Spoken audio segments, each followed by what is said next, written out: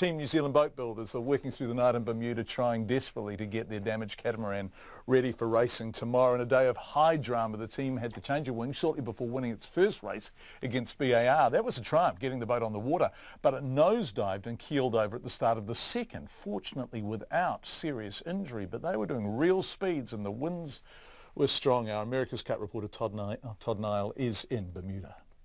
Team New Zealand back at base shortly before the day's semi-final races were due to start. The shore crew raced to lift the boat out of the water, remove a wing damaged in 20-plus knot winds and replace it.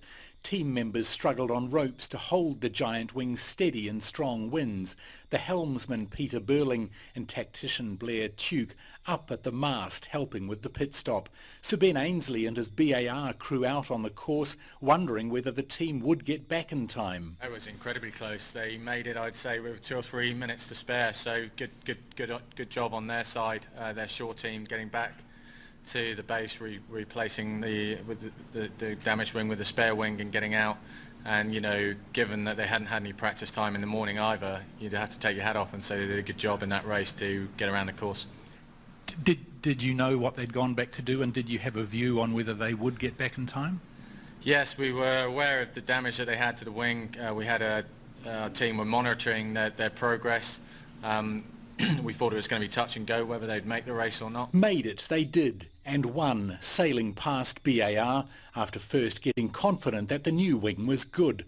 And then the real disaster. At high speed, Team New Zealand's boat lifted, then nosedived sharply and heeled over on its side, wing in the water and seriously damaged.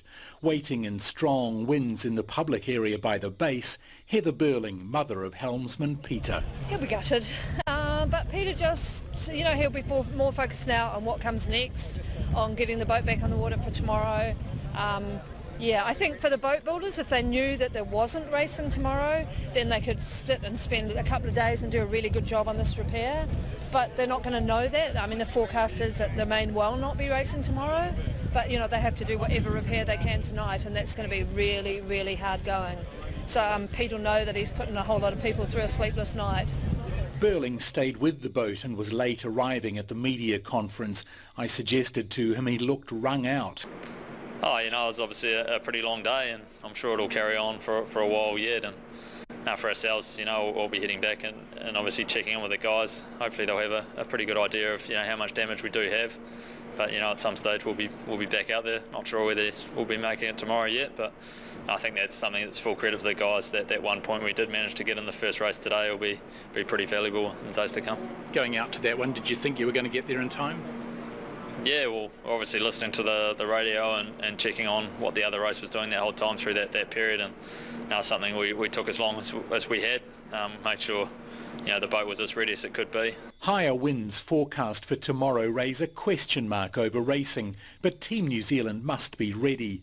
It's understood the boat can be repaired overnight, with damage limited to parts that can be replaced and not structural. The team is 3-1 up on BAR, and in the other pairing, Dean Barker made hay while the wind blew, taking 2 wins over Artemis, which retired damaged in the first race and simply got beaten up and penalised in the second. Barker's SoftBank Team Japan also 3-1 up. Teams must keep winning. Should the semi-finals not be able to be completed, they'll be decided on the races held, and if there's a tie, the team with the most recent victory goes through to the final. In Bermuda, mo te hotaka o te ahiahi, ko Todd Nile tēnei.